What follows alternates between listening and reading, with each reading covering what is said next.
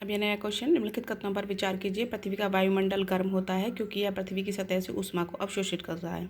तो जानते हैं थोड़ा इसके बारे में, पृथ्वी और सौर विकिरण और इस सब के बारे में। सूर्य ऊर्जा उत्पन्न करता है जो अंतरिक्ष के माध्यम से होते हुए पृथ्वी के वायुमंडल और सतह पर स्थानांतरित होती है। सूर्य तप द्वारा गर्म होने के बाद पृथ्वी दीर्घ तरंग के रूप में ऊष्मा को भू सतह की निकटवर्ती वायुमंडलीय परतों तक पहुंचाती है, जिससे कि क्या होता है कि वायुमंडल हमारा गर्म हो जाता है। तो पहला कथन सही है। अब आगे देखते हैं, वायुमंडल में और वायुमंडल के माध्यम से ऊर्जा का स्थानांतर 3 तरीकों से होता है। अब इसमें सेकंड कथन है, अभिवहन वह प्रक्रिया है जिसके द्वारा पृथ्वी प्रत्यक्ष संपर्क के माध्यम से वायुमंडल की निचली परतों में ऊष्मा पहुंचाती है। तो देखते हैं ऊष्मा का स्थानांतरण या ऊर्जा का स्थानांतरण कैसे होता है। पहला विकिरण। विकिरण अधिकांश, आप जानते विकिरण क्या होता है। अधिकांश सौर विकिरण वायुमंडल द्वारा अवशोषित कर लिया जाता है। इसके अतिरिक्त पृथ्वी की सतह तक पहुंचने वाला अधिकांश सौर विकिरण वायुमंडल में वापस विकिरणित हो जाता है तथा ऊष्मीय ऊर्जा बन जाता है। गहरे रंग की वस्तुएं जैसे कि डामर हल्के रंग की वस्तुओं की तुलना में विकिरण ऊर्जा को अधिक तेजी से अवशोषित करती हैं, हालांकि वे हल्के रंग की वस्तुओं की तुलना में अपनी ऊर्जा को तेजी से विकिरित भी करती हैं। पृथ्वी की सतह द्वारा सूर्य से ऊष्मा को अवशोषित करने के तरीके में होने वाली भिन्नताओं को विभेदक तापन कहा जाता है।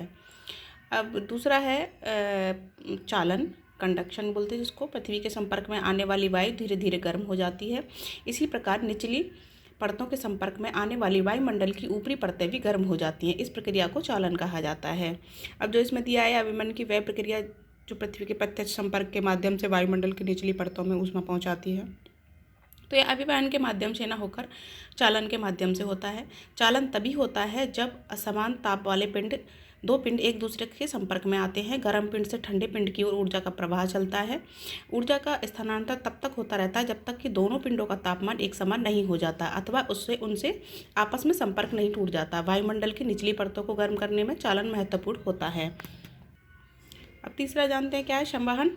पृथ्वी के संपर्क में आई वायु गर्म होकर धाराओं के रूप में लंबवत ऊपर उठती है, जबकि हम जानें कि संवहन में क्या होता है, धारा लंबवत ऊपर उठती है और वायुमंडल में ताप का संचरण करती हैं। वायुमंडल के लंबवत तापन की यह प्रक्रिया संवहन कहलाती है।